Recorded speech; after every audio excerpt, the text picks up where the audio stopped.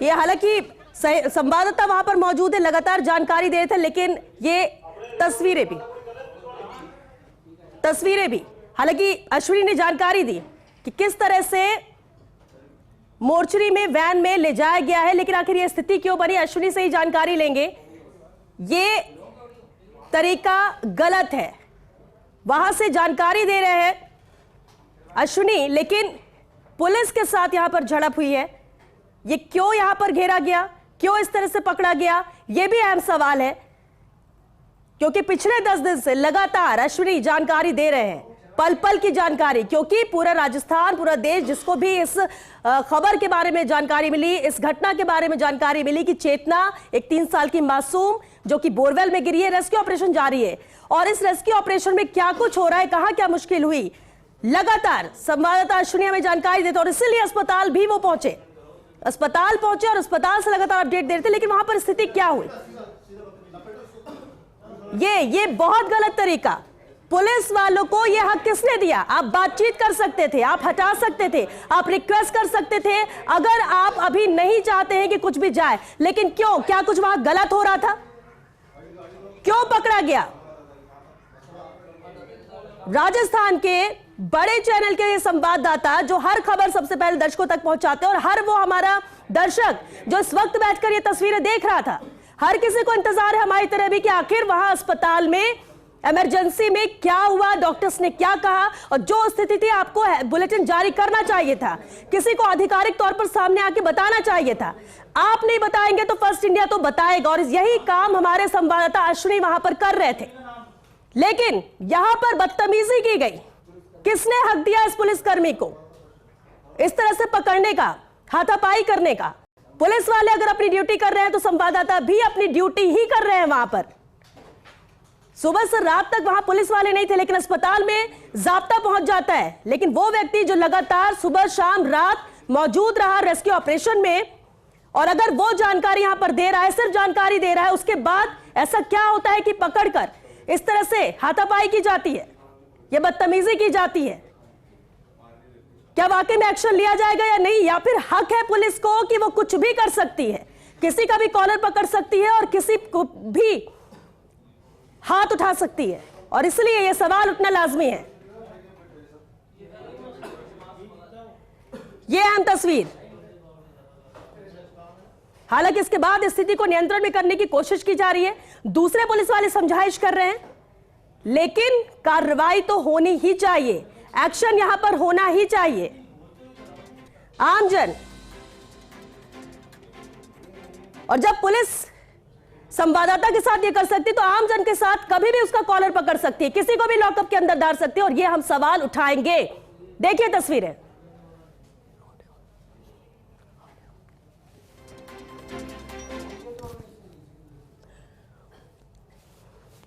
और वह संवाददाता अश्विनी यादव हमारे साथ जुड़ चुके हैं। अश्विनी, क्या हुआ वहां पर? क्यों इस तरह से हाथापाई की गई? क्यों आपको रोका जा रहा था और इस तरह से पकड़ा सभी पुलिस वालों ने?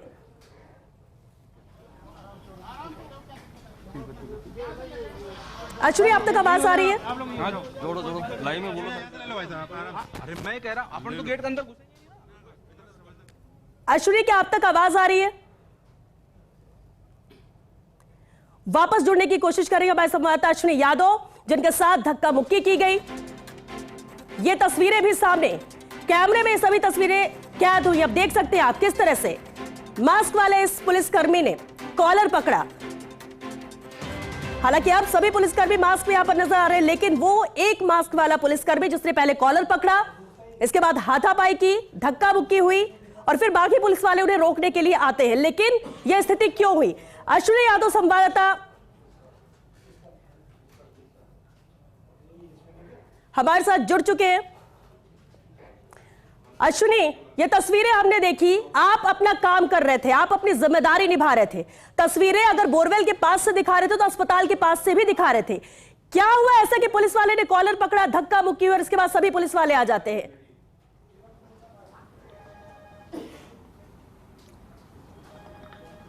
देखिए श्वेता, 10 दिन हो गए, आज ही 10वां दिन है जब चेतना को रेस्क्यू किया गया है। जीवन नहीं रहा, यह अलग बात है, लेकिन टीमों ने काम किया, मीडिया ने अपना काम किया और 10 दिन तक इस बात का सब्र रखा कि कहीं कोई कमियां थी तो मीडिया की ओर से बताई गई, प्रशासनिक लोगों को बताई गई, पॉलिटिकल लोगों को बताई गई और उन पर काम भी हुआ। कई सारे लोगों ने मीडिया के सुझाव माने और उन पर काम किया कि कैसे और ज़्यादा अच्छे तरीके से या जल्दी टाइम का बचत करते हुए रेस्क्यू किया जा सकता है। वो कोशिश हुई। अब अस्पताल में जब चेतना की बॉडी आ गई है, मेडिकल इमरजेंसी में पहले लाया गया, चिकित्सकों की एक टीम ने देखा और देखने के बाद बॉडी को मोर्चरी में शिफ्ट कराया गया। अब मैंने पहले ही, इससे पहले जब लाइव मैं कर रहा था और आप सुन रहे होंगे कि ये कहा गया था कि अस्पताल को पूरी तरह से पुलिस ने अपने कब्जे में ले लिया ताकि कोई इस तरह की भीड़, जो अलहदा भीड़ है जो नहीं आनी चाहिए, वो नहीं आए यहाँ पे। लेकिन जब मीडिया कर्मी काम कर रहे हैं तो पुलिस की सोचना चाहिए कि हम कहां तक उन्हें रोक सकते हैं, कहां तक हम उन्हें नहीं रोक सकते हैं। और जब वो जा रहे हैं तो आप धक्का दे रहे हैं, आप उन्हें रोक रहे हैं, आप और 4 शब्दों का उपयोग कर रहे हैं जो आपको नहीं करना चाहिए। एक चीज पुलिस को लेकर एक छवि है और बार बार मुख्यमंत्री से लेकर डीजीपी तक ये कोशिश होती है और निर्देश दिए जाते हैं नीचे कि किसी भी पुलिसकर्मी को ऐसा व्यवहार नहीं करना जिससे पुलिस की छवि खराब होती हो। लेकिन पुलिस है कि बाजी नहीं आती। आपने देखा किस तरह पुलिस बार बार फिर वही छवि गढ़ने की कोशिश करती है। वो सब पुलिसकर्मी नहीं है, लेकिन अगर 2 पुलिसकर्मी भी इस तरह की पुलिस की छवि गढ़ने की कोशिश करते हैं तो निश्चित तौर पर उनके द्वारा ये नहीं किया जाना चाहिए। निश्चित तौर पर उनको दंड भी मिलना चाहिए कि वो क्यों पूरी पुलिस की छवि को खराब करने की कोशिश कर रहे हैं। अब हम जहां खड़े हैं ठीक यहीं का ये वाकया है और आप सामने देख सकते हैं कि ये मोर्चरी है जहां चेतना का शव को रखा गया है।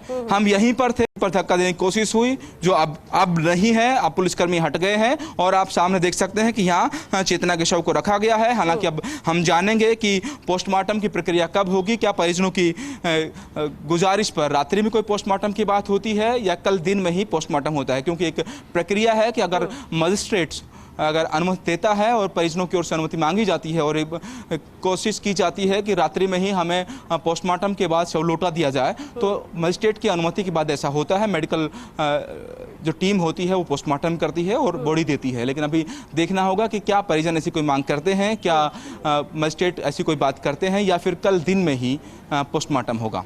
एक्चुअली क्या परिजन वहां पर पहुंच चुके हैं, साथ ही अभी वहीं पर है?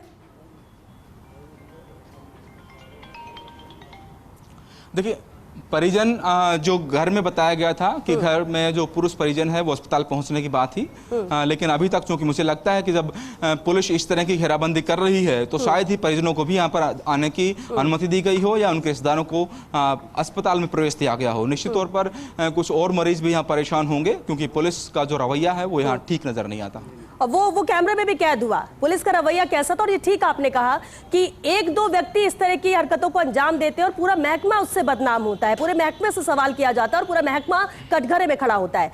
क्योंकि आप जहां पर मौजूद है, आपने कहा कि यहीं पर वो वाकया हुआ, पीछे मोर्चरी नजर आ रहे हैं, मोर्चरी के बाहर पुलिसकर्मी नजर आ रहे हैं, लेकिन आप अंदर तो गए नहीं, दूरी आपने बनाकर रखी और यहीं से आप लाइव दे रहे थे। जब आपने दिखाया भी कि अभी ये जो वैन गई, एम्बुलेंस गई है, इसी से मोर्चरी लेकर गए हैं उसको और मोर्चरी पीछे है।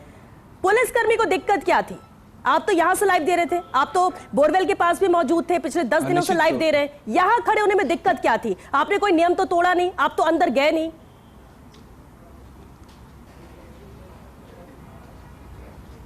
निश्चित तौर पर श्वेता, या तो लगता है कि जो पुलिसकर्मी इस तरह कर रहे हैं या तो फेडअप हो गए हैं 10 दिन की इस तरह की ड्यूटी में। लगता है कि उन्हें थाने में, सड़क पे हमारी ड्यूटी नहीं मिली होगी, 10 दिन हो सकता है कि यहाँ परेशान हुए हों इस तरह की में। लेकिन उन्हें समझना चाहिए कि मानवीय मूल्य हैं यहाँ। जब आप दूसरी ड्यूटियाँ करते हो तो यह इस तरह की मानवीय संवेदना रखते हुए भी आपको ड्यूटी करनी पड़ती है। और इसमें अगर आप 10 दिन भी या 20 दिन भी ड्यूटी करते हो तो आपको परेशान नहीं होना होता है। और अगर वो इस तरह होता है तो निश्चित तौर पर उन्हें सबक लेना चाहिए ऐसी घटनाओं से कि उन्हें ऐसा नहीं करना है। जब मुख्यमंत्री इस बात को लेकर संवेदनशील है और पिछले दिनों मीटिंग्स हुई तो उसमें डीजीपी और बाकी आला अधिकारियों ने साफ तौर पर निर्देश दिए थे कि पुलिस को अपनी एक अच्छी छवि घटनी है, अपने व्यवहार में सबसे ज़्यादा बदलाव लाना है। लेकिन लगता है कि वो सीख इनके कोई काम नहीं आई है और व्यवहार में कोई बदलाव इनकी ओर से नहीं किया गया है।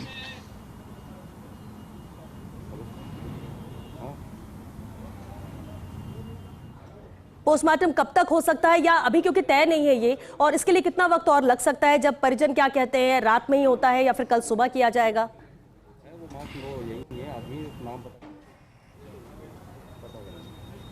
देखिए, अभी जैसे मैंने कहा श्वेता, अभी एक बार परिजनों से बात करनी होगी और एक बार प्रशासन से भी बात करनी होगी कि क्या उन्हें कोई इस तरह की कोई एप्लीकेशन उनकी तरफ से, परिजनों की तरफ से उनके पास आ रही है कि उन्हें रात्रि में ही पोस्टमार्टम करवाना है। और अगर ऐसी एप्लीकेशन उनकी तरफ से आती है तो ऐसे मानवीय संवेदनाओं के मामले में निश्चित तौर पर प्रशासन मानता है। रात्रि मेडिकल बोर्ड की गठन होता है, मेडिकल बोर्ड ही पोस्टमार्टम करता है, रात्रि में पोस्टमार्टम करता है और उसके बाद बॉडी लौटाई जाती है। रात्रि में भी बहुत सारे मामलों में फ्यूनरल भी किया जाता है। तो संभावना है कि ऐसी एक संभावना है कि ऐसा हो और एक संभावना है कि ऐसा परिजनों की ओर से नहीं हो और कल दिन में ही मेडिकल बोर्ड से पोस्टमार्टम हो। बिल्कुल अश्विनी, और एक और अपडेट, एक और जानकारी मैं दर्शकों तक भी पहुंचा दूं और आप तक भी पहुंचा दूं, क्योंकि जो वाकया आपके साथ हुआ, जो घटनाक्रम हुआ, जो धक्का मुक्की हुई, एसपी राजन दुष्यंत से अभी फर्स्ट इंडिया ने बातचीत की और उनका कहना है कि वो मौके पर पहुंच रहे हैं और जिसने भी गलत किया, जिसने भी धक्का मुक्की की, उस पर वो कार्रवाई करेंगे और ये एक्शन भी जरूरी है। अश्विनी,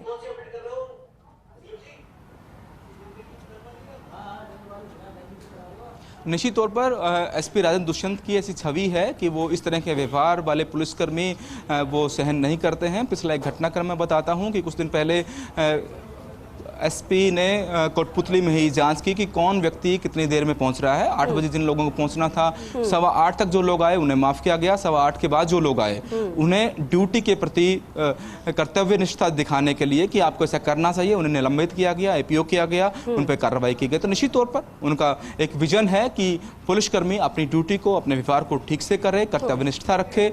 और इसमें भी उम्मीद है कि इस वाले मामले में कोटपुतली पुलिस अधीक्षक कार्रवाई करेंगे उन लोगों पर, उन पुलिसकर्मियों पर जो इस तरह की का व्यवहार वो कर रहे हैं, जो ना पुलिस की छवि को ठीक बताता है, ना अधिकारियों को छवि को ठीक करता है। बिल्कुल अश्विनी, और आखिरकार देखिए, ये सब कुछ जो रेस्क्यू ऑपरेशन था, जो टीमें लगी थी, वो सिर्फ इसलिए कि वक्त रहते चेतना को बचाया जाए, लेकिन जिंदगी की जंग चेतना हार गई।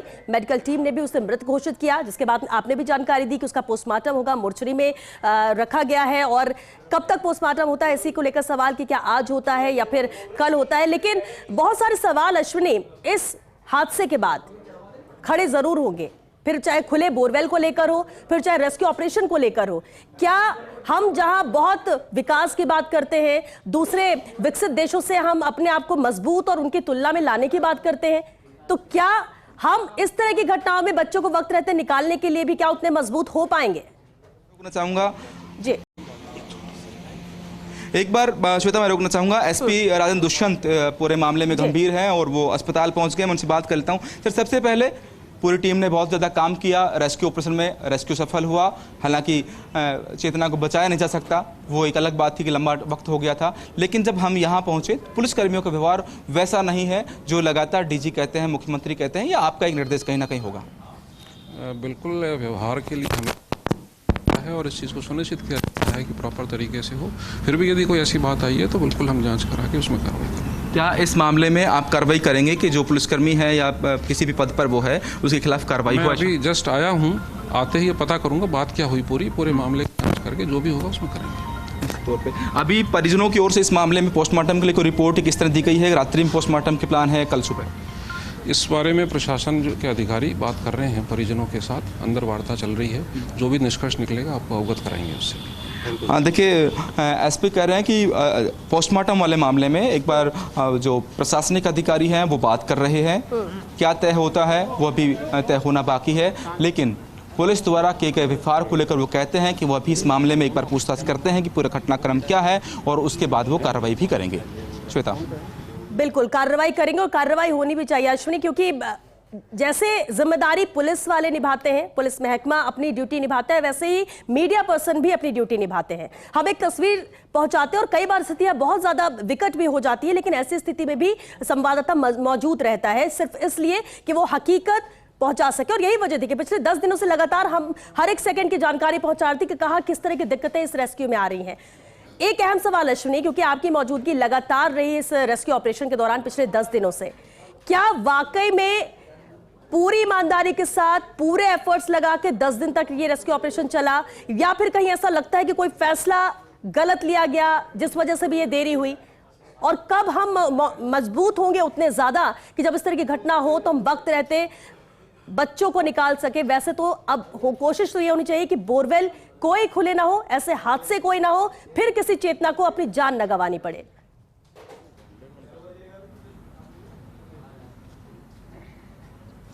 बिल्कुल श्वेता, पूरा 10 दिन तक चले इस ऑपरेशन में कई सारी ऐसी खामियां हैं जो नज़र आती हैं, जिनसे लगता है कि अभी 21वीं सदी में जो भारत है वो उस तरह तैयार नहीं है कि किसी भी नई तरह के हादसे को रोक सके या रोकने के बाद उसमें रेस्क्यू करके जाने बचा सके। हालांकि इस तरह के हादसे तो पिछले 15 साल से राजस्थान में हो रहे हैं और 15 साल से कोई ऐसी तकनीक ईजाद नहीं हो सकी कि इस तरह के हादसे के बाद अगर कोई बच्चा बोरवेल में गिर जाए तो